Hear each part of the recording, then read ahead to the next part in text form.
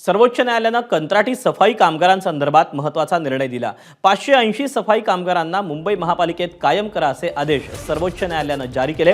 कचरा वाहतूक श्रमिक संघानं दिलेल्या लढ्याला मिळालेलं हे यश आहे।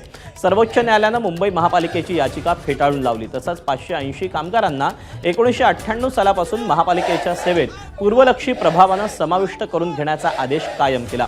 यातील जे कामगार मृत, अपघातात जायबंदी किंवा निवृत्त झाले असतील त्यांचाही अधिकार कोर्टानं मान्य केला।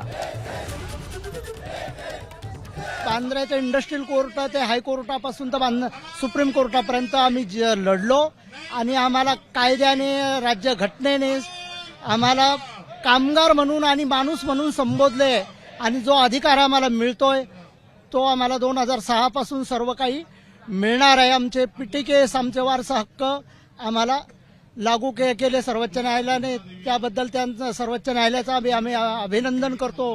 कचरा वाहतूक श्रमिक संघाच्या शिल्लेदारांचं आम्ही अभिनंदन करतो आणि ही लढाई पुढेही चालू लढतो आणि इतरांसाठी लढूया। एबीपी माझा, उघडा डोळे बघा नीट।